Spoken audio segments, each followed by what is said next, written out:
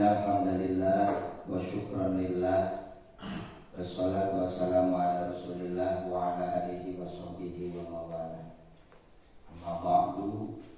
Rabbi shrah li sadri wa yassir li amri wahlul 'uqdatam min lisani yafqahu qawli.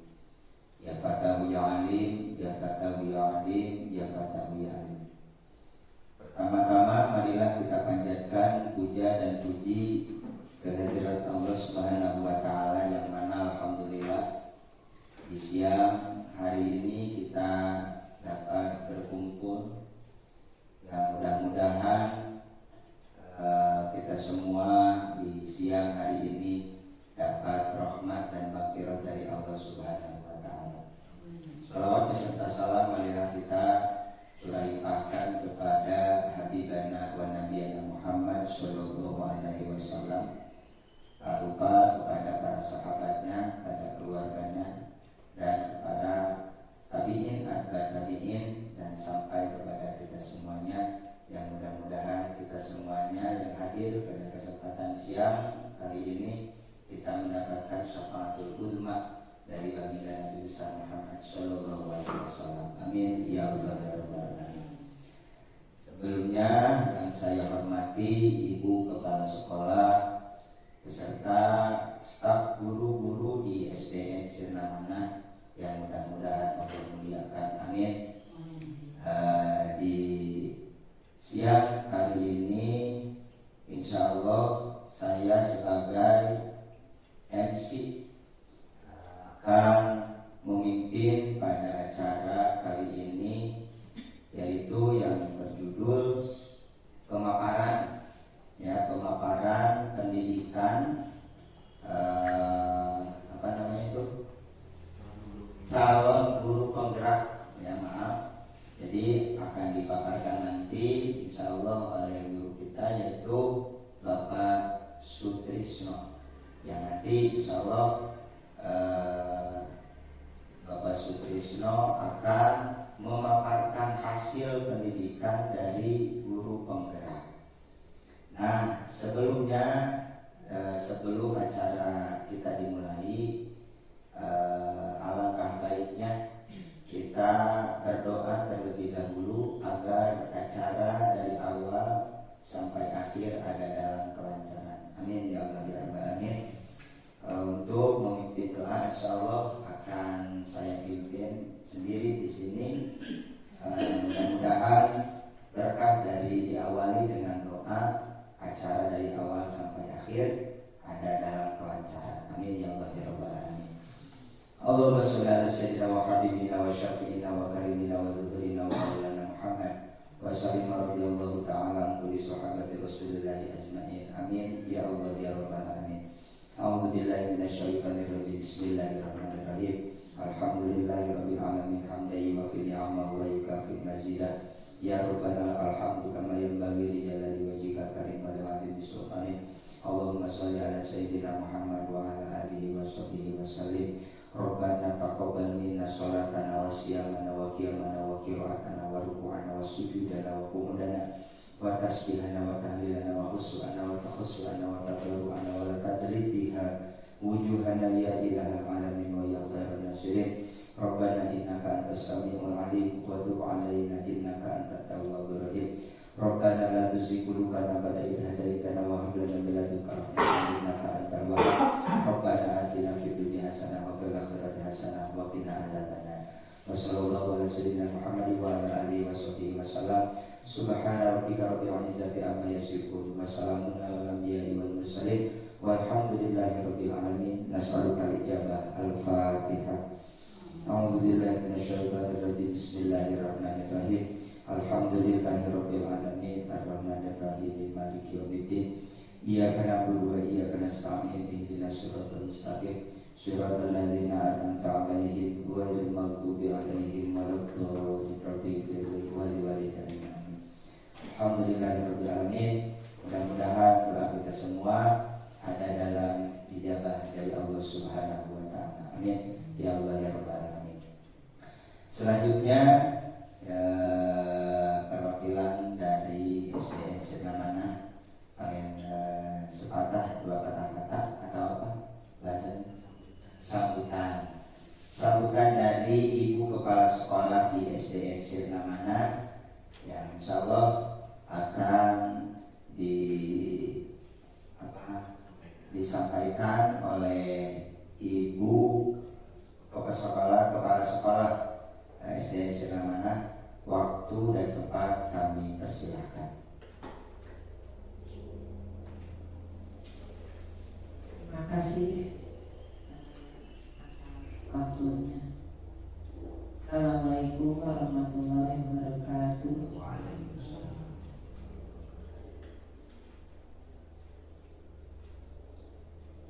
Ada rekan kerja atau guru-guru, Bapak, Ibu yang saya hormati. Semoga hari ini dengan adanya seminar paparan dari hasil dari calon guru penggerak angkatan 9 yaitu Bapak Sutrisno Aniwinata. Pertama-tama saya ucapkan Alhamdulillahirabbil alamin wa bihi nasta'in ala umuri dunya waddin wa ala alihi wa sahbihi ajmain. Amma ba'du. Rabbi shrah li sadri wa yassir li amri wahlul 'uqdatam min lisani yafqahu qawli. Terima kasih kepada Pak Ustadz selaku pembawa acara, pada guru-guru yang telah hadir di tempat ini, sehingga kita bisa nantinya saling menerima dari keilmuan yang dihasilkan atau yang didapat dari Pak Andi. Salawat serta salam kami curahkan kepada junjungan Nabi Muhammad SAW. Semoga dengan sholawat kita dapat syafaat di yaumul kiamah nantinya. Amin ya rabbal alamin. Untuk selanjutnya paparan dengan ini semua dapat manfaat baik sekarang ataupun nantinya.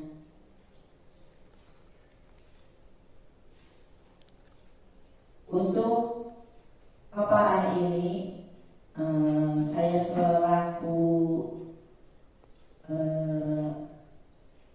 kepala sekolah SDN Sirna Mana untuk membuka acara ini dengan bacaan basmalah. Bismillahirrahmanirrahim. Acara dibuka. Wabillahi taufiq wal hidayah. Assalamualaikum warahmatullahi wabarakatuh. Kepala sekolah yang telah memberikan sambutan-sambutannya dalam acara ini. Mudah-mudahan apa yang disampaikan olehnya kepada kita semua ada manfaatnya. Amin ya Allah ya Rabbal alamin. Untuk selanjutnya yaitu acara inti yang akan disampaikan oleh Bapak Sutrisno di bidang pendidikan dalam pemaparan calon guru penggerak, gitu ya. Nah, makanya waktu, sekarang dan tempat dipersilahkan untuk Bapak Sutrisno untuk bisa memaparkan pendidikan dalam calon guru penggerak. Waktu dan tempat kami persilahkan. Terima kasih Pak Ustaz. Bapak Ibu izin berdiri ya.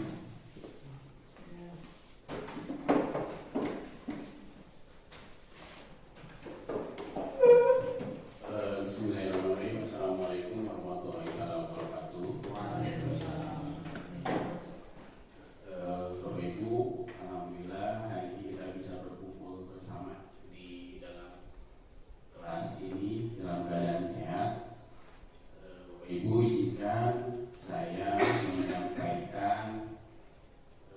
hasil pendidikan saya, terutama di poin 1.4 tentang disiplin positif, di mana di situ terdapat beberapa ilmu, metode dan treatment cara kita menghadapi anak murid kita di sekolah. Bapak Ibu, banyak sekali tantangan yang kita hadapi, terutama dalam pembelajaran sehari-hari, terutama menghadapi masalah kedisiplinan. Nah, di sini kita akan membahas teknik-teknik atau cara-cara menghadapi dan melaksanakan kedisiplinan yang sudah kita buat di sekolah. Next.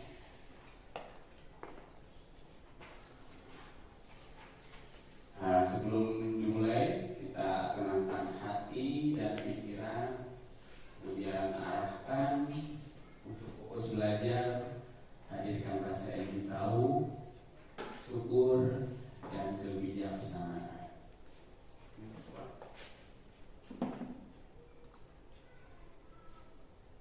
Nah, sekarang saya akan bertanya ke Bapak Ibu, ya. Apakah Anda setuju dengan pernyataan ini? Yang pertama, hukuman dapat mendisiplinkan anak. Kira-kira setuju nggak, Bu? Setuju. Setuju. Nomor 2, pemberian hukuman dengan hal positif seperti membaca atau membersihkan halaman sekolah dapat meningkatkan disiplin anak. Setuju. Yang ketiga, memberi penghargaan dapat meningkatkan motivasi belajar anak. Setuju. Setuju? Iya. Bapak Ibu, dari pertanyaan pematik ini adalah kasus-kasus yang sering kita hadapi sehari-hari kan, dan itu adalah mindset yang kita hadapi sehari-hari. Nah, nanti kita akan belajar memberikan anak arahan, ya, tanpa memberikan hukuman dan imbalan. Jadi anak-anaknya bisa belajar tanpa memberikan hukuman dan juga tanpa memberikan imbalan mereka. Tapi mereka mau aja belajar seperti itu. Mereka mau aja menjalankan kedisiplinan seperti itu. Ya. Kemudian next. Nah, kita akan ubah paradigma ya. Jadi menjalankan disiplin itu tidak dengan hukuman dan juga tidak dengan memberikan hadiah, ya. Jadi mereka menjalankan disiplin itu muncul dari keyakinan diri sendiri. Nah, kita akan menggali ada 7 topik di sini. Yang pertama adalah perubahan paradigma dari stimulus respon ke teori kontrol. Yang kedua adalah disiplin positif. Ya. Yang ketiga adalah motivasi perilaku manusia. Yang keempat adalah kebutuhan dasar manusia. Yang kelima restitusi 5 posisi kontrol. Yang keenam keyakinan kelas. Yang ketujuh restitusi atau segitiga restitusi. Ya, next one. Nah, sekarang kita akan tes ya. Akan bermain dulu. Bapak Ibu udah kertas ada tadi. Maaf ya. Kertas merah.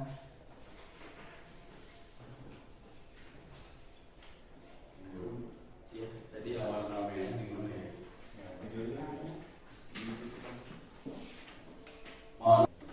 Nah, Bapak Ibu, di sini ada kegiatan kepalan tangan namanya, ya.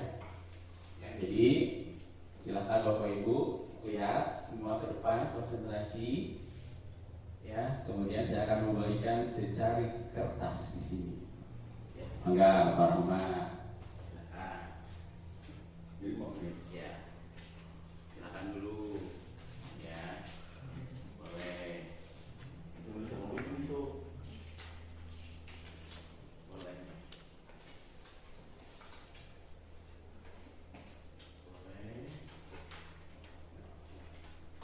Nah, Bapak Ibu, silahkan tuliskan hal, benda, atau apapun yang menurut Bapak Ibu itu penting sekali di dunia ini. Jadi silakan tulis mau harta benda atau mau keluarga, ya, istri atau anak, ya. Kecuali kalau Egi mah jangan istri ya, karena belum punya istri kalau Egi ya. Ya, silakan. Pokoknya yang paling berharga dan ibu atau bapak tidak boleh kehilangan. Tidak boleh kehilangan hal-hal itu. Ya, mau benda boleh, mau keluarga boleh, misalkan anak, cucu atau apapun itu. Ya, silakan kalau sudah dilipat, dilipat. Ya, digulung boleh atau dilipat boleh. Ya. Berapa? Bebas mau berapa hal pun boleh bebas. Ya. Sekarang dilipat, digulung, digenggam, Bu. Pak. Sama Bapak sama Ibu digenggam. Digenggam. Ya. Nah, kemudian silahkan teman Anda meminta supaya misalkan para mantul digenggam, mau ya, Pak Ujang silakan minta supaya hal itu diberikan kepada Pak Ujang. Bisa tidak? Itu kan hal yang paling berharga. Para mat, itu kan hal yang paling berharga ya dalam hidup para mat ya. Pak Ujang coba diminta, boleh enggak? Ya, sok Pak Ujang paksa. Boleh dengan rayuan, boleh dengan apapun itu, hal yang berharganya supaya diambil. Ya, supaya diambil. Bisa nggak? Boleh. Ya udah, sok Ibu sekarang. Ibu sudah ada hal yang paling berharga dalam Ibu? Ibu, mangga diminta? Boleh nggak, Bu? Boleh nggak? Itu yang paling berharga dalam hidup Ibu, boleh nggak dikasih ke orang lain? Kalau secara ya nggak boleh dikasih ke orang lokal. Ya menurut saya kalau hal yang berharga di dunia ini tidak boleh dikasih ke orang lain. Sebab itu sangat berharga. Bagaimana kalau misalnya anak yang berharga meninggalkan kita, itu bagaimana? Itu dunia seakan tidak berharga lagi gitu. Jadi kalau si Ibu minta gimana? Ya kalau ada yang minta saya tidak akan kasih. Saya akan pertahankan dengan sekuat tenaga. Walaupun dengan hadiah atau apapun? Ya, walaupun dengan apapun, diganti dengan apapun di dunia ini tidak akan saya kasih. Ibu yakin ini sangat berharga? Kalau secara logika, kalau yang digenggam ini cuma sebuah kertas, ini tidak berharga. Tapi kalau misalnya yang ditanya itu dalam dunia nyata gitu, anak dalam bentuk dalam bentuk yang nyata, saya akan pertahankan. Kalau ini cuma sebuah kertas, akan saya kasihkan. Tentu saja karena ini cuma sebuah kertas, ya, gitu. Jadi intinya Ibu tidak akan memberikan. Ya, intinya tidak akan memberikan. Kalau jadi ada dua versi. Kalau ini cuma kertas, saya akan kasihkan. Kalau ini cuma kertas, kalau nyatanya anak saya, karena ini saya tulis di sini anak saya, kalau secara logikanya saya tidak akan kasihkan. Ya Ibu, terima kasih. Jadi kekeh ya, intinya seperti itu. Nah, apa pelajarannya? Pelajarannya adalah kita tidak bisa mengontrol orang lain. Terus siapa yang mengontrol diri kita?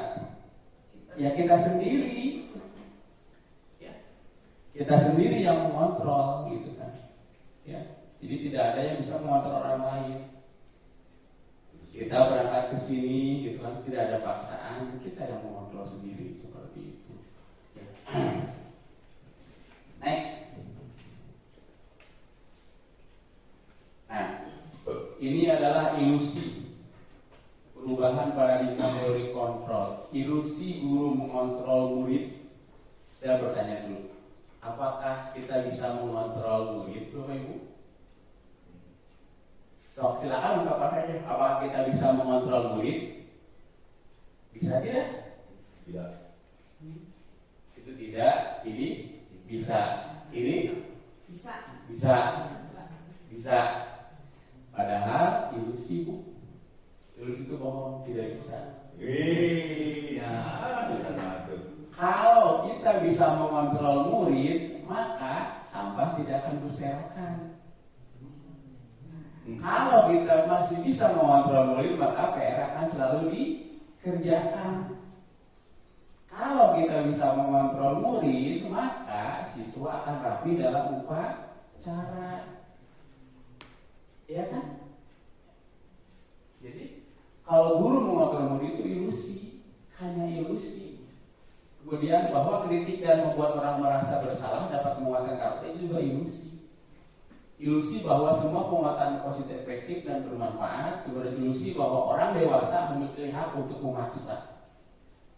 Kadang-kadang kalau orang udah gede dia sudah itu anak kecil gitu, masa kadang-kadang nggak bisa juga. Kalau dia nggak mau, tetap aja nggak mau. Kadang-kadang justru orang dewasa yang nyalahan. Ya, artinya setiap individu itu punya hak kontrolnya masing-masing. Ya, kita kembali ke jati diri dulu. Oh iya, anak kecil punya kontrol ya, walaupun baru kelas 1. Kita juga sebagai manusia udah dewasa, kita juga punya kontrol. Yang gubiaga biku mahage gitu kan, tetap tidak bisa. Jadi bohong sekali kalau guru itu bisa mengontrol murid, ternyata tidak. Ya. Yang bisa mengontrol murid siapa? Iya, hanya dia sendiri, hanya murid itu sendiri yang bisa mengontrolnya. Dia bisa berangkat sekolah, dia pulang sekolah. Ya. Next. 3. Nah ini perubahan paradigma stimulus respon teori kontrol. Siapa sesungguhnya yang memiliki kontrol? Ya, stimulus respon kita mencoba mengubah orang agar berpandangan sama dengan kita. Nah, teori kontrolnya adalah kita berusaha memahami pandangan orang lain tentang dunia. Kemudian stimulus respon, perilaku buruk dilihat sebagai suatu kesalahan. Padahal ya semua perilaku itu memiliki tujuan. Semua perilaku, baik yang buruk, baik yang baik. Misalkan kita tuh mau bersih nih, perilaku baik kan ya? Tujuannya apa? Biar sehat. Perilaku buruk, misalkan ada yang maling seperti kemarin ke sekolah kita ya, tujuannya apa? Supaya mengambil barang-barang yang memperkaya diri mereka. Jadi semua perilaku itu mempunyai tujuan, baik yang baik ataupun yang buruk. Ya, orang lain bisa mengontrol saya, padahal hanya Anda yang bisa mengontrol diri Anda. Contoh seperti tadi, hal-hal yang menurut Anda itu sangat berguna sekali, itu tidak kita bisa serahkan seenaknya saja ke orang lain. Ya, kemudian saya bisa mengontrol orang lain, padahal Anda tidak bisa mengontrol orang lain. Wah, itu mah saya bisa kendalikan, padahal tidak seperti itu. Kemudian pemaksaan ada pada saat menunjukkan gagal, pada kolaborasi dan konsensus menciptakan pilihan-pilihan baru. Kemudian model berpikir menang atau kalah, padahal mah model berikutnya menang dan menang. Ya, seperti itu. Wah, saya bisa mengontrol orang lain gitu. Enggak sih, mah gampang, usaha dikendalikan. Seperti politik sekarang mungkin seperti itu ya, unpredictable, tidak bisa diprediksi. Ya. Next. Nah, paparan selanjutnya adalah disiplin positif. Ya, disiplin positif atau kebiasaan-kebiasaan positif yang akan kita bangun di sekolah.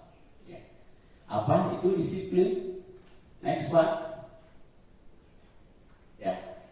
Konsep disiplin positif. Jadi kebanyakan orang akan menghubungkan kata disiplin dengan kata tertib, teratur, dan kepatuhan pada peraturan. Kata disiplin juga sering dihubungkan dengan hukuman, padahal itu sungguh berbeda. Karena belajar tentang disiplin positif tidak harus dengan memberi hukuman. Justru itu adalah salah satu alternatif terakhir dan bahkan tidak digunakan sama sekali. Nah Bapak Ibu, sekarang kita ubah nih paradigmanya, stop hukuman lah. Jangan ada hukuman sekarang mah. Hukuman itu biasanya datangnya tiba-tiba dan mendadak. Ya, kalau bisa mah sekarang mah tidak ada hukuman. Terus bagaimana caranya? Saya seperti tadi awal kita mendisiplinkan anak tanpa ada hukuman dan juga tanpa ada imbalan, tanpa ada iming-iming. Nanti dibelikan permen ya, gitu kan. Itu dengan apa? Nanti ada namanya restitusi. Ya. Next. Nah, sebagai pendidik, apa tujuan kita? Menciptakan anak-anak yang memiliki disiplin diri sehingga mereka bisa berperilaku dengan mengacu pada nilai-nilai kebajikan universal dan memiliki motivasi intrinsik bukan ekstrinsik. Nah, ada motivasi intrinsik, yaitu motivasi yang lahirnya dari dalam. Bapak Ibu tadi enjing subuh netepan kan? Apakah itu disuruh oleh ibu Anda? Tidak, kewajiban. Ya, betul sekali. Itu motivasi intrinsik. Ibu kita mah sudah tidak ada ya, tapi kenapa kita kok masih ada tetapnya sholat subuh gitu kan? Berbeda ketika waktu kita kecil, kita sholat subuh kan disuruh dulu kan? Nah, itu bedanya. Itu adalah motivasi intrinsik. Tanpa ada disuruh pun, karena kita udah yakin, kita melaksanakan kewajiban itu. Nah, nanti kita pengen gitu ke anak-anak teh. Mohon maaf Ibu, saya masih batuk. Jadi anak-anak membuang sampah pun tanpa kita suruh. Kedua itu sampah. Waktu pada hari sini, baris. Tidak ada seperti itu. Mereka masuk ke barisannya masing-masing. Ada sampah, mereka buang sampahnya ke tempatnya. Seperti itu, karena ada motivasi intrinsik. Kita ubah bukan peraturan, tapi keyakinan kelas seperti saya yang buat seperti ini, Bapak Ibu.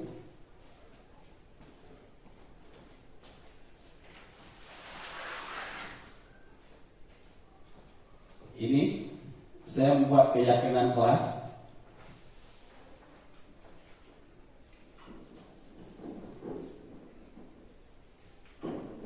Kesepakatan kelas. Di mana kesepakatan kelas ini dibuat hasil dari pendapat murid, dari pendapat peserta didik. Ya. Mereka yang mengemukakan tujuannya apa? Agar mereka tidak melanggar. Jadi mereka yang membuat bukan kita. Kalau kita yang buat, itu nanti motivasi ekstrinsik. Karena kita suruh-suruh. Tapi kalau ini jadi motivasi intrinsik. Karena mereka yang membuatnya. Kemudian pemilihan katanya itu hindari kata-kata jangan, hindari kata-kata dilarang, gitu kan ya. Jadi hadir tepat waktu.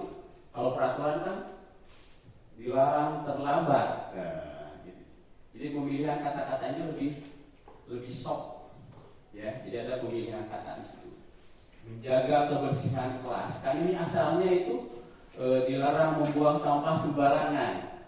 Dirubahlah menjadi menjaga kebersihan kelas seperti itu.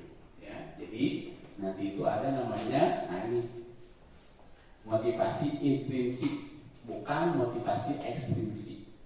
Di mana motivasi itu hadir dari dalam diri mereka masing-masing, dari kesadaran mereka masing-masing, sehingga kita bisa lebih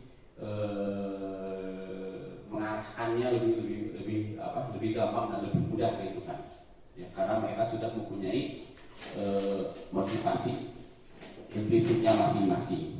Bapak Ibu nanti boleh Bapak Ibu untuk membuat kesepakatan kelas bisa mencontoh seperti ini ya, untuk anak-anak kelas 1, 2, dan 3. Ini hasil dari kelas 6 tuh, mereka gambar sendiri. Mereka ada yang di Pak ini. Kalau nggak salah saya nanya itu buatan si Baby kalau nggak salah. gambar apa, dia suka anime Jepang katanya Pak, ya udah dibuatin anime Jepang. Jadi buat mereka kreatif sendiri, berkarya sendiri. Next Pak. Nah, tadi motivasi perilaku manusia. Setiap manusia itu pasti punya motifnya masing-masing dalam bergerak. Ya, kita datang ke sekolah pasti punya motivasi. Ya. Saya mana kewajiban saya. Saya nggak mau ditegur. Saya mana nggak mau dihukum gitu kan. Nah itu motivasi tiap orang itu pasti berbeda-beda. Kan? Nah, next Pak. Nah, motivasi pertama adalah untuk menghindari ketidaknyamanan atau hukuman. Ini adalah tingkat terendah dari motivasi perilaku manusia. Biasanya orang akan bertindak untuk menghindari masalah yang akan timbul. Orang dengan motivasi ini akan bertanya, apa yang akan terjadi apabila saya tidak melakukannya? Contohnya seperti apa? Orang pakai helm kalau ada polisi. Polisi mah dilepas dari helmnya. Ya. Padahal mah kan kalau mereka sudah yakin tentang memakai helm, mau ada polisi ataupun tidak ada polisi, ketika dia berkendara sepeda motor pasti memakai helm. Karena mereka yakin tujuannya helm itu untuk apa Pak Eko? Ya, perlindungan untuk keselamatan, ya seperti itu. Ya. Kemudian next Ustaz, kedua. Ya, motivasi perilaku manusia kedua adalah untuk mendapatkan imbalan, ya atau penghargaan orang lain. Nah, pada tingkat motivasi ini orang akan berperilaku untuk mendapatkan imbalan atau penghargaan dari orang lain. Orang dengan motivasi ini akan bertanya, apa yang akan saya dapatkan apabila saya melakukannya? Jadi kalau nggak ada imbalan atau penghargaan, dia akan nggak bergerak. Malah jadi nama udah duitan, masalah bangsa berapa gitu ya. Ya. Next Ustaz. Nah, untuk menjadi orang yang mereka inginkan dan menghargai diri sendiri dengan nilai-nilai yang mereka percaya. Nah, ini mereka melakukan sesuatu karena nilai-nilai yang mereka yakini dan hargai. Dan mereka melakukannya karena mereka ingin menjadi orang yang melakukan nilai-nilai tersebut. Nah, ini adalah motivasi yang akan membuat seorang memiliki disiplin positif. Karena motivasi berperilakunya bersifat internal, bukan eksternal. Nah ini yang kita harapkan, yang kita tuju seperti ini. Ya, orang dengan motivasi ini akan bertanya, akan menjadi orang yang seperti apa apabila saya melakukannya. Ya, ini tujuannya untuk menjadi orang yang mereka inginkan dan menghargai diri sendiri, dengan nilai-nilai yang mereka percaya. Kita datang ke sekolah berperilaku sopan, berpakaian rapi, itu kan menghargai diri sendiri. Ya, datang tepat waktu, tidak kesiangan, itu kan menghargai diri sendiri gitu kan. Next poster. Nah, tujuan dari disiplin positif adalah menanamkan motivasi yang ketiga pada murid-murid kita, yaitu untuk menjadi orang yang mereka inginkan dan menghargai diri sendiri dengan nilai-nilai yang mereka percaya. Jadi menanamkan disiplin dari sekarang supaya dapat motivasi, ya motivasi intrinsik. Next proses. Nah, kemudian poin selanjutnya adalah kebutuhan dasar manusia. Ya, manusia itu hidup di dunia itu pasti punya kebutuhan dasar.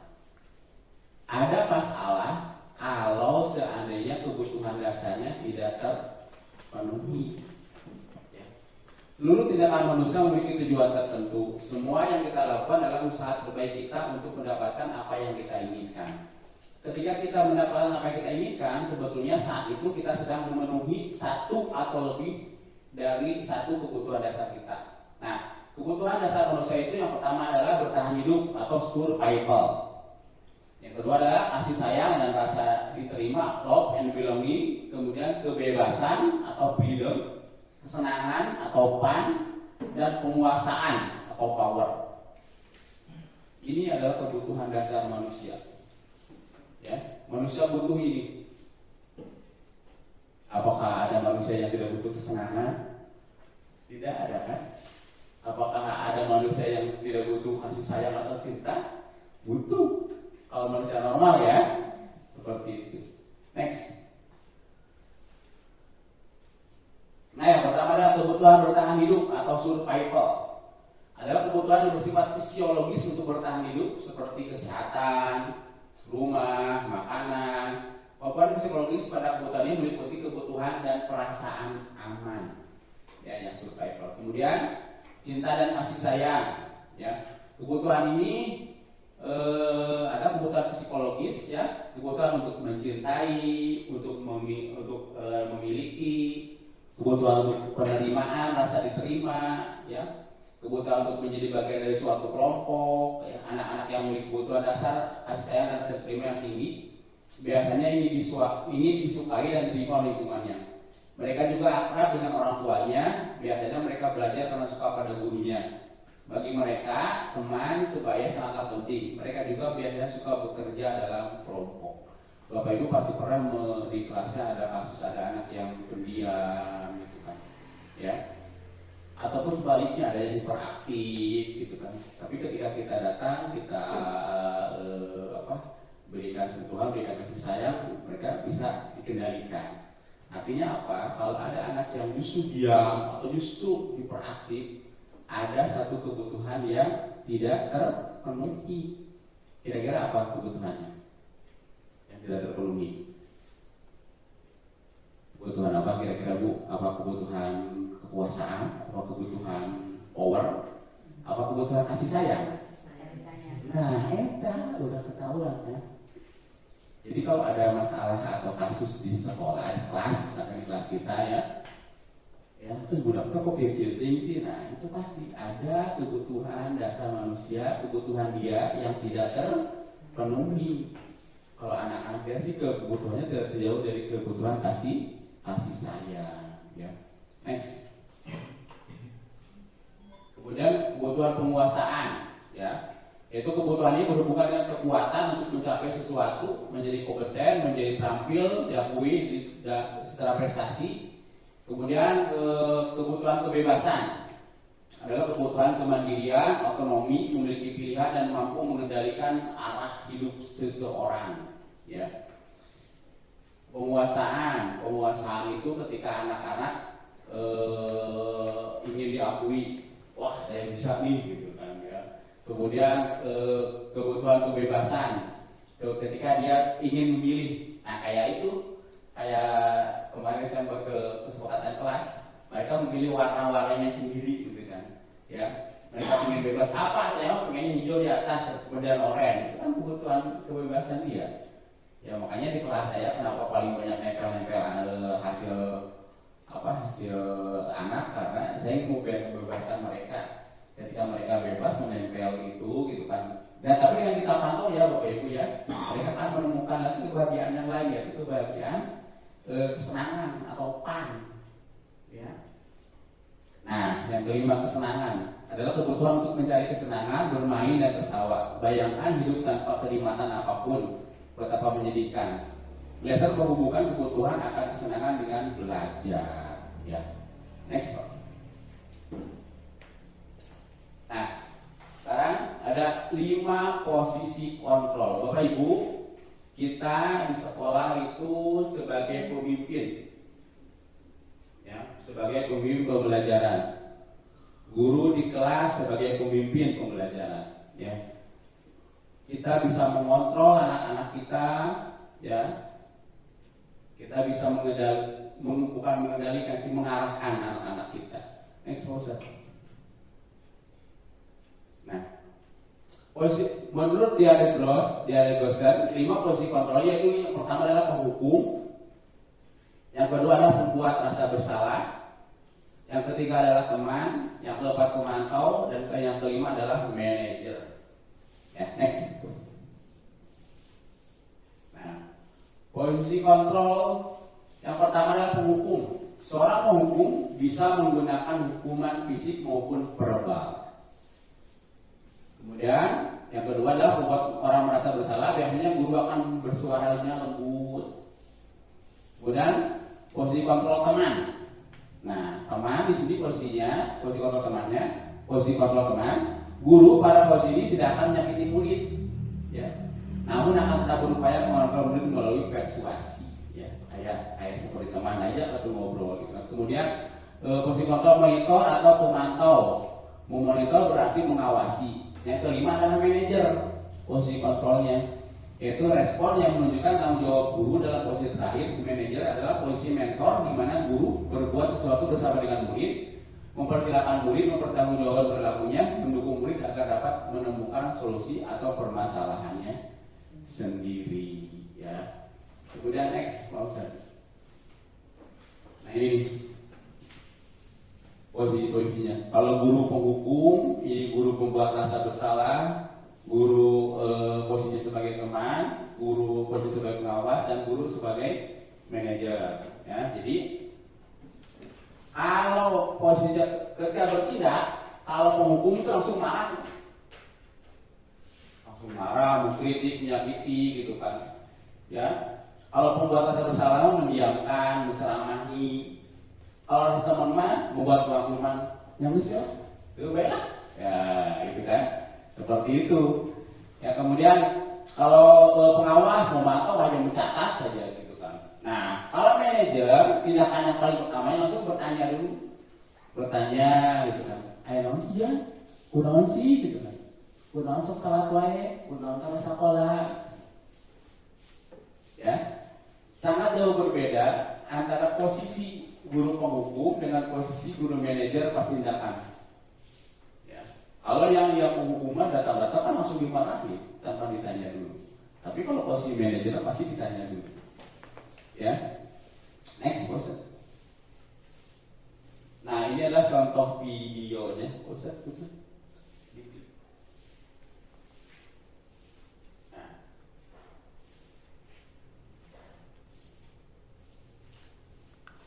Baik, ini konekkan internet.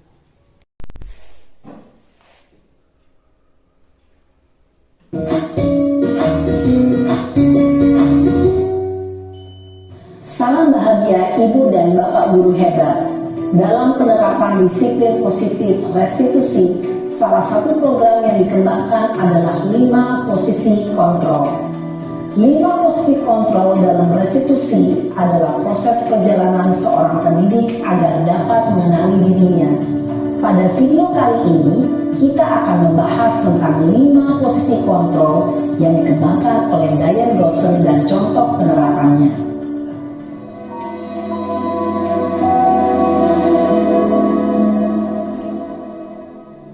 5 posisi kontrol itu adalah 1. Posisi penghukum, 2. Posisi pembuat merasa bersalah, 3. Posisi teman, 4. Posisi pemantau atau monitor, dan 5. Posisi manajer. Untuk lebih memahami kelima posisi tersebut, mari kita saksikan kasus Naren yang terlambat hadir 20 menit di sekolah dan melihat bagaimana kelima posisi kontrol dalam menghadapi masalah tersebut.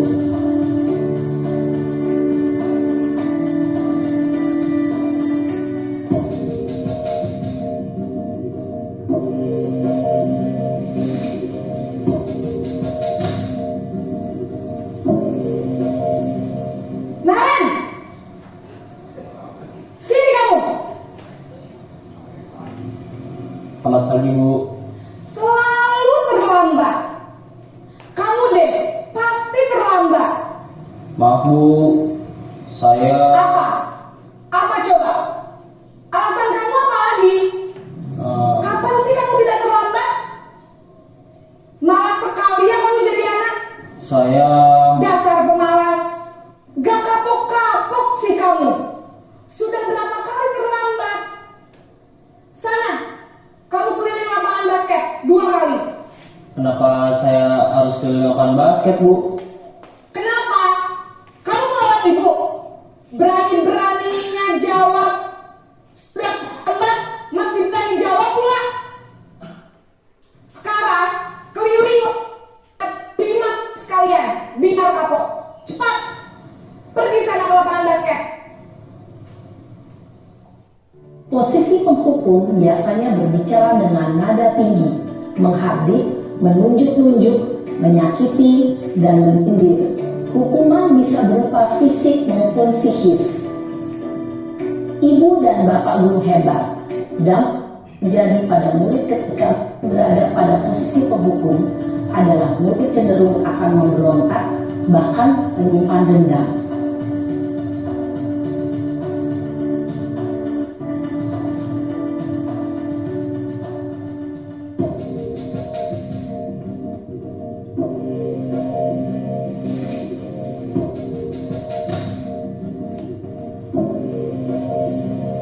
Naren,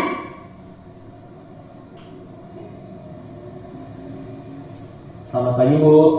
Naren, kamu kenapa terlambat lagi, nak? Ya Tuhan, Naren, kamu senang ya bikin ibu susah ya? Kalau kamu terlambat lagi, nanti ibu yang ditegur bapak kepala sekolah, nak. Disangka ibu tidak bisa membina kamu. Duh, gimana ini? Maaf, Bu. Duh Gusti, Naren, kamu suka ya kalau ibu ditegur bapak kepala sekolah? Terus sekarang ibu harus tulis apa ini di buku absen? Ini kamu sudah sering terlambat loh. Ibu harus apa coba? Maaf, Bu. Maaf sekali. Ya sudah, lain kali jangan bikin ibu susah lagi ya nak ya. Ibu tidak akan kuat lagi kalau kamu begini terus. Bisa jantungan kalau ibu tegur bapak kepala sekolah. Sana cepat ke kelas. Maaf ya, Bu. Maaf sekali.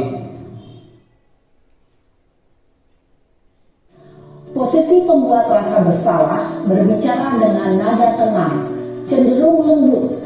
Namun kata-kata yang diutarakan membuat murid merasa menjadi orang yang gagal, memandang buruk dirinya sendiri, merasa tidak berharga, dan tidak sanggup membahagiakan orang lain. Ketika guru mengambil posisi pembuat rasa bersalah, murid akan menganggap dirinya yang bersalah dan ia akan menyimpan emosi negatif tersebut di dalam dirinya.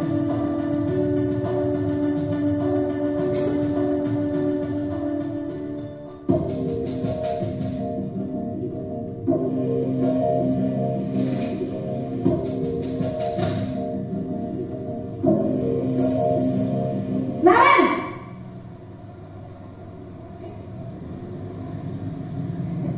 Selamat pagi, Bu. wah sudah jam berapa ini nak? Terlambat lagi ya sayang. Iya, Bu. Habis ibu saya lupa bangunkan saya, Bu.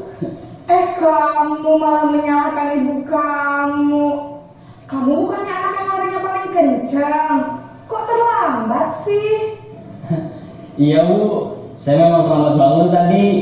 Jadi biarpun saya lari kencang, tetap gak kekejar, Bu. Ya sudah sana. Nanti lain kali larinya lebih kencang lagi ya. Biar gak terlambat lagi. Bikin senang ibu. Demi ibu. Bisa kan? Bisa lah, Bu. Ya sudah sana masuk kelas. Ibu beresin urusan absen kamu. Kamu ini ada-ada saja. Dalam posisi teman, guru berbicara dengan nada suara ramah, akrab, cenderung bersenda gurau untuk menjaga suasana tetap santai. Murid akan merasa senang, aman, dan akrab dengan guru. Identitas yang tercipta adalah identitas sukses atau berhasil. Namun, perlu diingat, karena ini masih dorongan eksternal, maka ada faktor ketergantungan dari murid kepada orang tertentu. Di sini guru absennya, sehingga di lain waktu murid bisa berperilaku baik, namun hanya kepada orang-orang tertentu saja.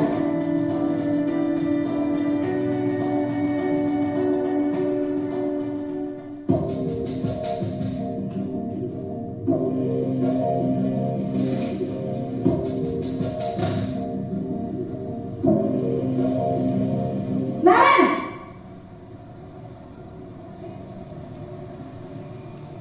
Selamat pagi, Bu. Naren, apa peraturan sekolah kita tentang jam berapa kita harus masuk sekolah, nak? Kita harus di sekolah jam 7, Bu. Iya betul, sekarang sudah jam 7.20. Naren sudah tahu konsekuensinya jika terlambat hadir. Paham, Bu. Saya harus tinggal kelas pas jam istirahat selama 20 menit. Iya benar, konsekuensinya demikian. Jadi nanti jam 9.30 pas istirahat, kamu harus tinggal di kelas, kerjakan tugas tambahan untuk ketertinggalan kamu, ya? Baik, Bu.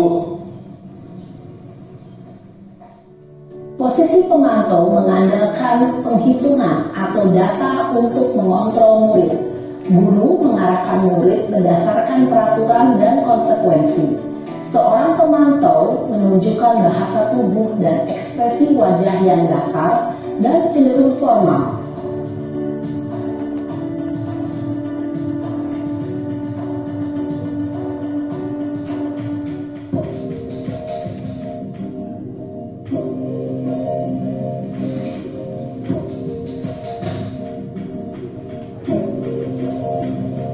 Naren!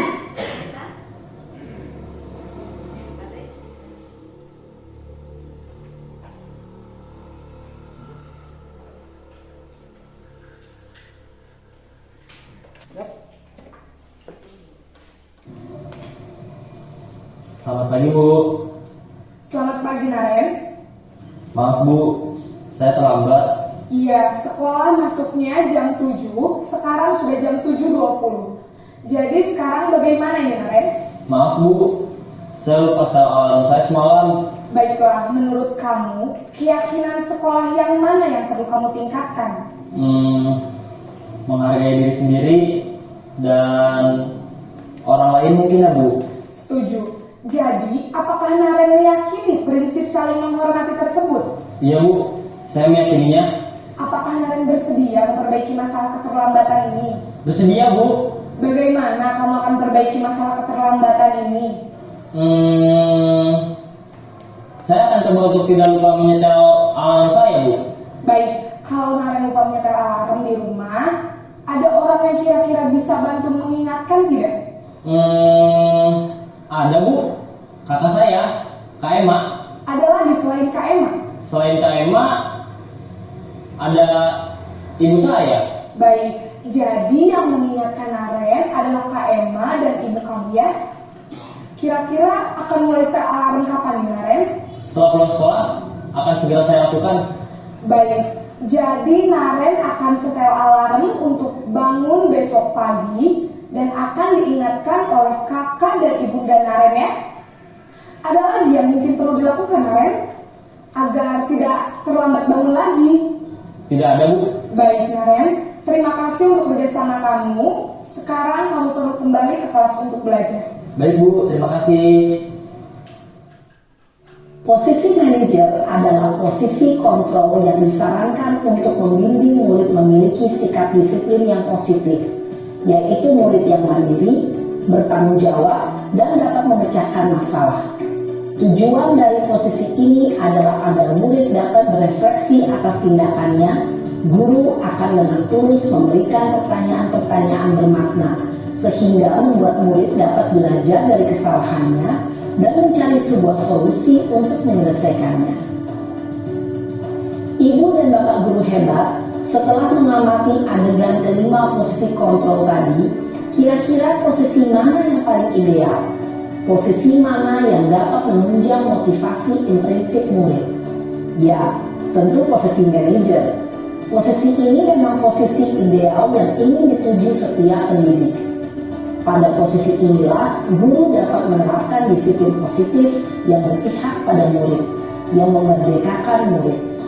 Perjalanan seorang pendidik tentunya tidak mudah untuk sampai pada posisi seorang manajer.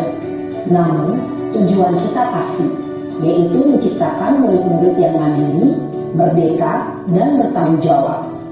Semoga penggambaran 5 posisi kontrol yang telah diperlihatkan ini dapat menjadi ajang refleksi bagi kita semua, agar dapat terus mengasah dan menerapkan disiplin positif yang memerdekakan murid. Mari terus berlatih dan bersemangat. Selamat menerapkan. Salam dan bahagia, Ibu dan Bapak Guru hebat.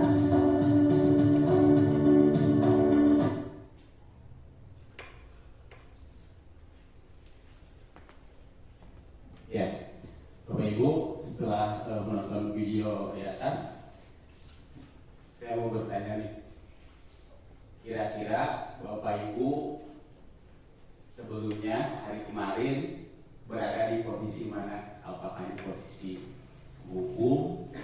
Apakah membuat rasa bersalah?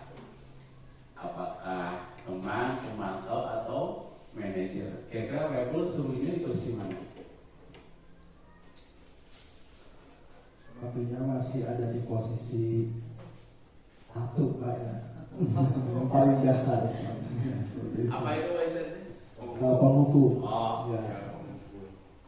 Ya. Kenapa pembuku? Kita masih terbatas Pak ya, terbatas dengan dengan misalkan cara kita menyampaikannya, penyampaian strategi penyampaiannya terhadap siswa kita.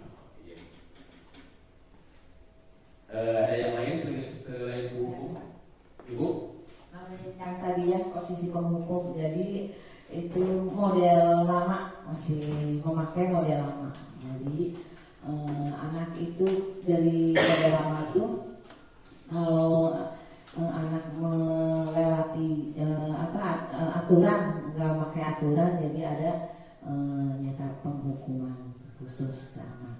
Jadi model lama, masih model lama. Masih menggunakan model lama. Ada yang lain mungkin? Pak Ustadz, posisinya gimana? Sama semuanya kayaknya. Di posisi Masih mana? ada di posisi ke-1 dengan memberikan hukuman kepada anak-anak yang melaksanakan pelanggaran atau yang susah diatur juga bisa. Tapi kalau ditimbang-timbang lagi juga memang tidak selayaknya, tapi dikarenakan dengan kesulitan yang dihadapi di lapangan, ternyata ada baiknya dan ada buruknya juga sih. Tapi mudah-mudahan kita semua bisa melaksanakan yang tadi yang kelima, walaupun ya manajer, walaupun yang sekarang kita masih berbasis yang dulu-dulu aja, masih pada menghukum anak-anak. Tapi mudah-mudahan setelah adanya penerjemahan seperti yang sekarang dalam guru penggerak, yang mudah-mudahan kedepannya kita semua bisa melaksanakan menjadi guru yang nomor 5, yaitu menjadi manajer. Terima kasih. Ya, terima kasih. Ya, ternyata tanpa bisa kita sadari, kita masih posisi hukum ya, ternyata ya. Kita sering menyalahkan ketika anak berbuat salah atau melanggar kedisiplinan gitu kan. Tapi dengan ini mudah-mudahan ada pencerahan Bapak Ibu ya. Dan ternyata ada posisi kontrol, kita itu memegang posisi kontrol sebenarnya, dan ada pilihan-pilihan yang lebih baik ternyata selain penghukum seperti itu. Maka next. Nah, keyakinan kelas ya. Mengapa tidak peraturan saja? Nah, tadi kan saya sudah memaparkan tentang kesepakatan di kelas ya. Kesepakatan yang nanti akan berbuah pada keyakinan ya.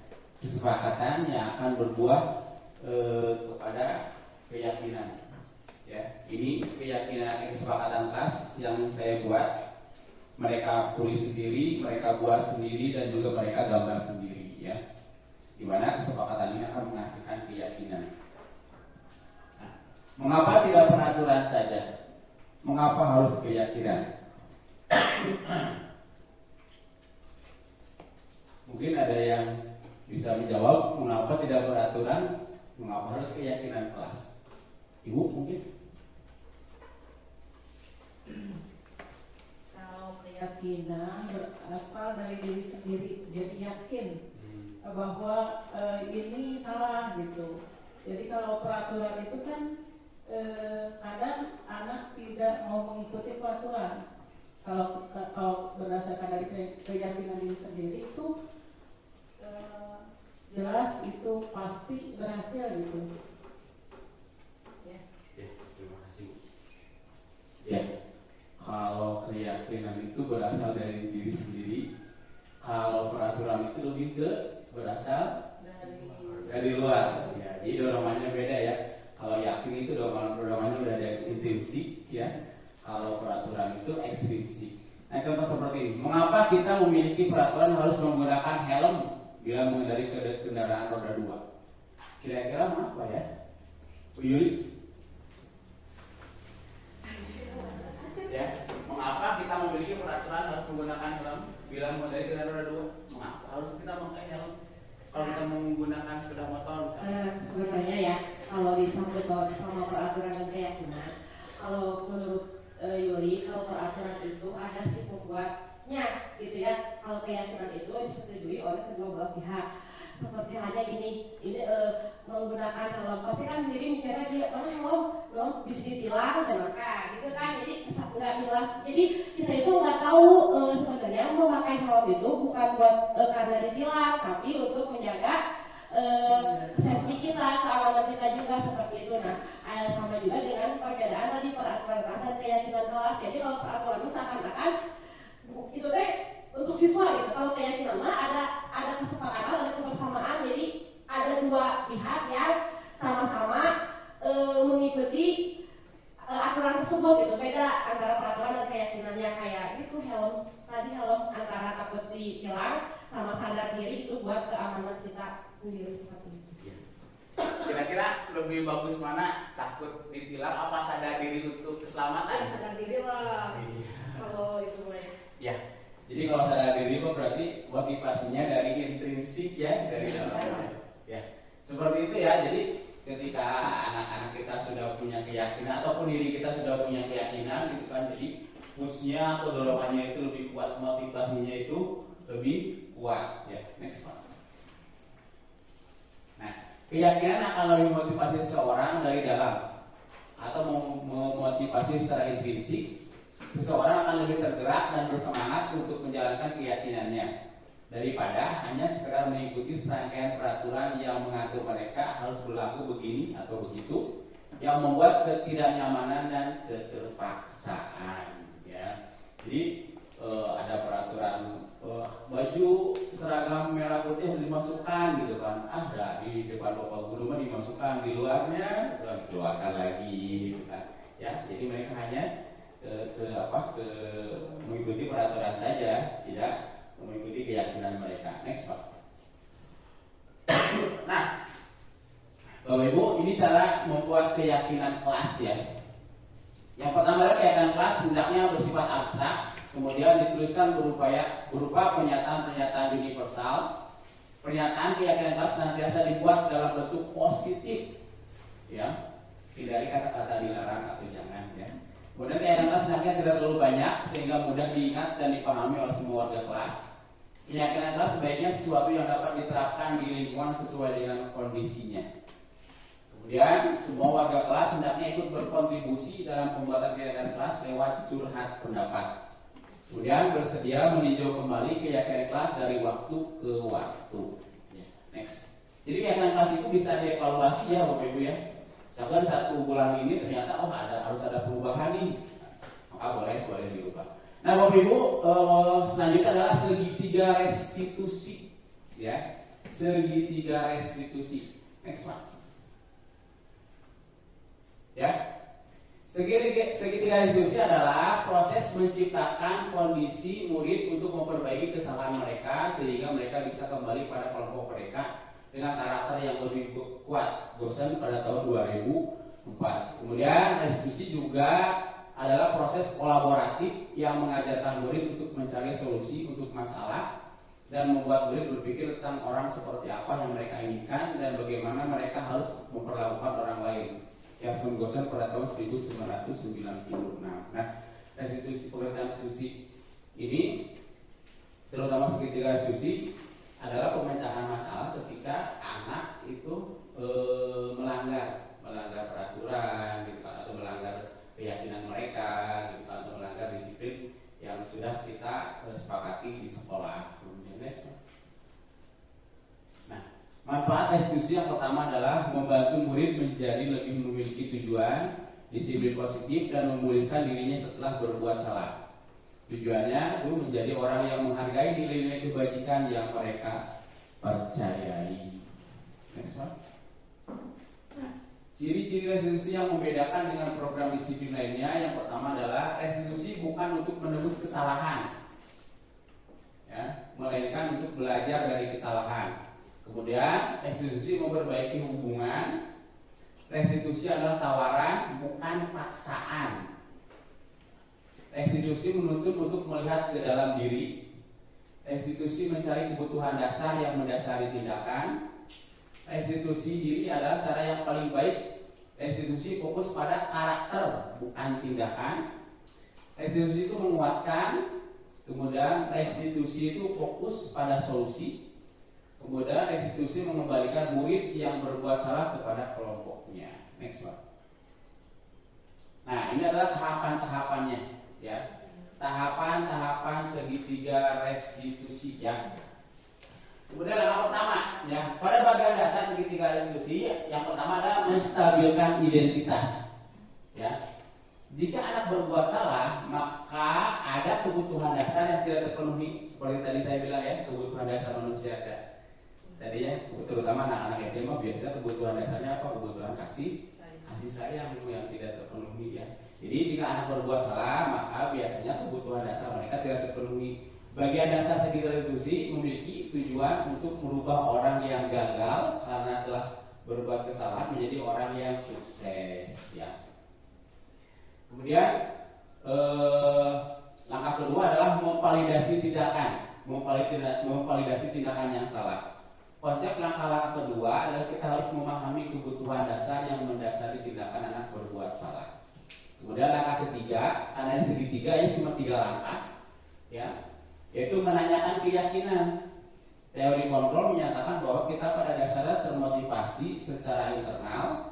Penting menanyakan ke anak tentang kehidupan ke depan yang dia inginkan. Ketika mereka sudah menemukan gambaran masa depannya, guru dapat membantu mereka untuk tetap fokus pada gambarannya, ya. Nah, ini, Bu, ya, ini segitiga restitusi. Yang pertama adalah stabilkan dulu emosinya. Kemudian validasi tindakan yang salah, ya. Kemudian menanyakan keyakinan. Jadi kalau ketika ada anak yang salah itu pasti kita tuh jangan langsung menyalahkan, ya, jangan sampai jadi penghukum. Tapi yang pertama adalah stabilkan dulu identitas, ya. Contohnya seperti ini. Setiap orang pasti punya salah, gitu kata-kata Bu, ya, dengan suara lemah lembut dulu. Kemudian pastikan mereka bahwa kamu tuh sebenarnya bukan satu-satunya yang pernah memecahkan jendela ini. Nah, seperti itu, ya. Jangan sampai ada kata Bapak di sini sudah 20 tahun belum pernah ada yang ya. Nah, setelah itu validasi tindakan, ya, validasi tindakan. Misalkan ada anak yang sering terlambat sekolah, langsung tanya seperti di sini, kamu pasti punya alasan terlambat sekolah, gitu. Kenapa ya alasannya? Gitu, ya. Kemudian yang ketiga adalah menanyakan keyakinan, ya, menanyakan keyakinan. Kira-kira keyakinan kelas apa yang sudah kamu langgar? Oh, saya melanggar kedisiplinan, Pak, karena saya terlambat sekolah, misalkan, ya. Itu apa solusinya? Nah, jadi solusinya dia yang jawab. Jadi di segitiga restitusi, ya, ketika menghadapi anak yang bermasalah, jadi solusinya adalah dari anak tersebut. Masalahnya dari dia, solusinya juga dari dia, seperti itu. Jadi anak tuh misalkan kan dihargai gitu. Oh iya ya, gitu kan. Saya mungkin tidak akan terlambat lagi lah. Gitu. Next Pak. Nah, contoh-contoh pada tahapan langkah segitiga restitusi. Pertama, itu berbuat salah itu tidak apa-apa. Itu contoh kalimatnya, ya. Kemudian tidak ada manusia yang sempurna. Ya. Kemudian Bapak Ibu tidak tertarik mencari siapa yang salah. Jadi kamu belut, ya. Kadang-kadang kalau belut itu soal saham gitu gitu kan. Jadi kadang-kadang kita mau fokus ke adegannya gitu kan. Padahal mah itu tidak terlalu penting. Karena apa? Karena orang yang berkelahi itu biasanya yang salah itu siapa? Dua-duanya salah, gitu kan? Ya. Jadi kalau kita mau kadang fokus karena selalu mitinan gitu, siapa yang pertama mukul seperti itu. Jadi kita mau kata-katanya keluar seperti ini, Bapak Ibu tidak tertarik mencari siapa yang salah, tapi Bapak ingin mencari solusi dari permasalahan ini. Kemudian pada kedua, kamu pasti punya alasan mengapa melakukan hal itu. Kamu boleh mempertahankan sikap, tapi kamu harus menambah sikap yang baru. Nah, pada ketiga, ini yang ketiga nih, ketika akan menemukan solusi. Apa nilai-nilai umum yang kita harus sepakati? Apa bayangan kita tentang kelas yang ideal? Kamu kira-kira mau jadi orang seperti apa? Aku mau jadi orang yang sabar. Nah, kalau sabarnya kira-kira seperti apa? Nah, gitu. Jadi solusinya itu dari mereka sendiri. Next. Nah, next ini adalah contoh penerapan segitiga restitusi yang sudah saya lakukan.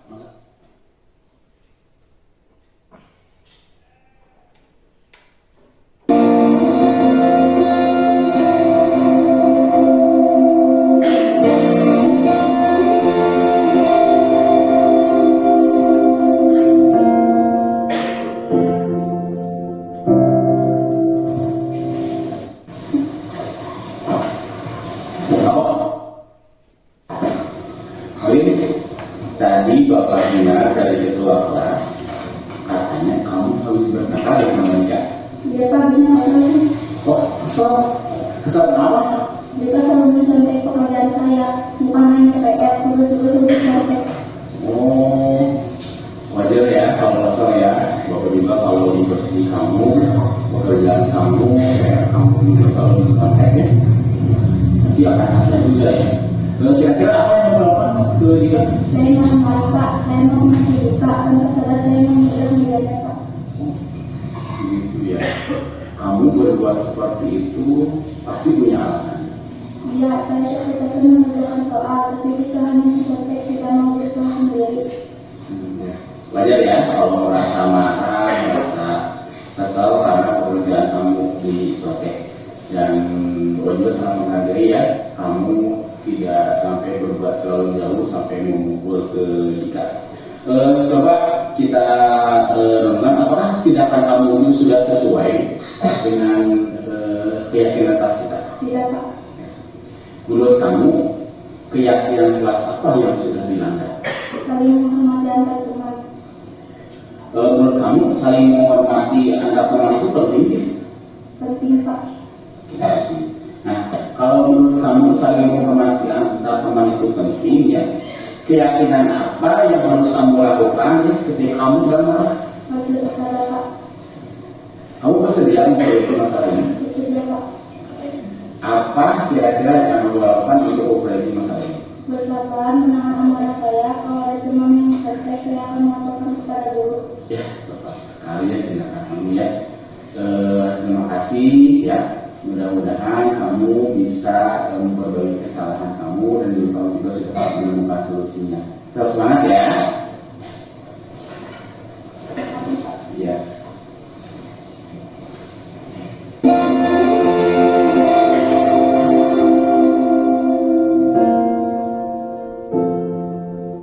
Assalamualaikum warahmatullahi wabarakatuh. Nama saya Orin. Saya senang sekali diajak diskusi dengan Bapak Guru untuk dapat mengendalikan diri dari amarah karena perilaku teman sekelas saya. Saya harus banyak belajar bersabar dan dapat menghormati teman-teman. Terima kasih. Wassalamualaikum warahmatullahi wabarakatuh.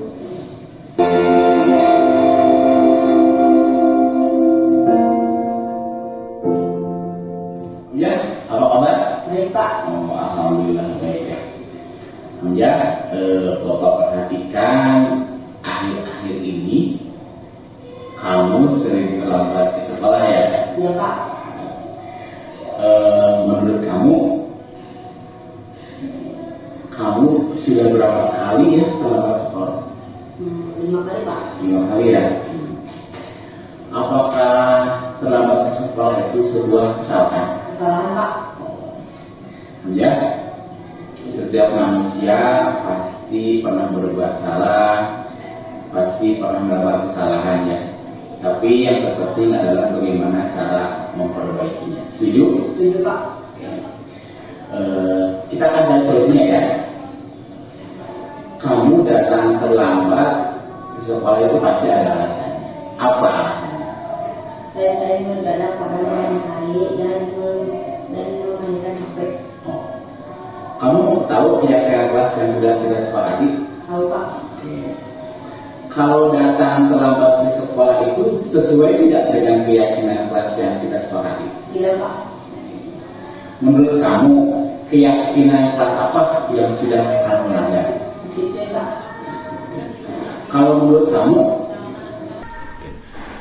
menurut kamu disiplin itu penting nggak? Penting Pak, karena saya bisa datang lebih cepat ke sekolah dan bisa menghargai waktu. Ya, betul sekali ya. Disiplin itu sangat penting ya, sangat bermanfaat untuk kita gitu kan. Apalagi nanti kalau kita sudah dewasa ya, kita bekerja gitu kan, kita ada waktu masuk kerja, kita harus disiplin seperti itu ya. Iya Pak, saya menyesal karena saya sudah terlambat dan saya tidak akan terlambat lagi. Ya, terima kasih. Itu sikap yang sangat baik ya. Kamu sudah menyesal, kamu juga sudah meminta maaf. Kira-kira apa yang akan kamu lakukan supaya kamu tidak terlambat lagi datang ke sekolah?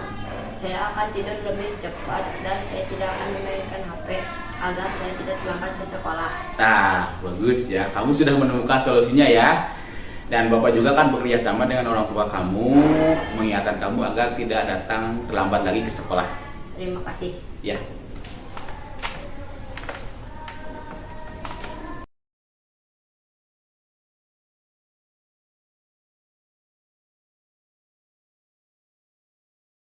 Assalamualaikum warahmatullahi wabarakatuh. Nama saya Hamzah, saya dari kelas 6. Saya senang sekali diajak diskusi dengan Bapak. Saya janji saya tidak akan terlambat lagi ke sekolah dan saya akan disiplin dan saya akan datang tepat waktu. Terima kasih. Iya, Bapak Ibu, itu tadi praktek segitiga institusi yang sudah laksanakan di kelas 6 ya. Dan alhamdulillah berhasil dan alhamdulillah mereka senang seperti testimoni yang tadi muncul. Mereka merasa dihargai juga karena mereka ikut terlibat dalam memecahkan masalah mereka sendiri.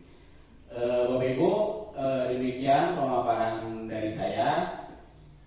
Silakan Bapak Ibu kalau ada mungkin kita refleksi ya, kesimpulan kira-kira setelah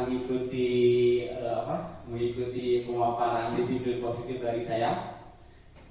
Mungkin Bapak Ibu bisa melakukan refleksinya. Silakan Pak Ibu.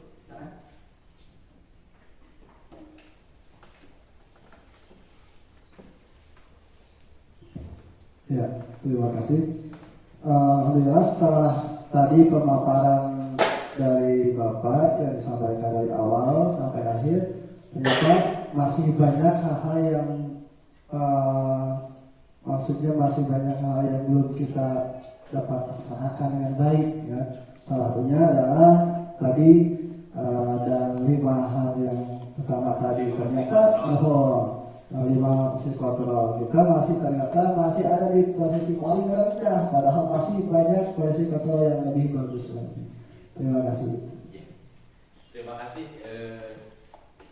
Terima kasih Pak Ibu. Kemudian Ibu, oke.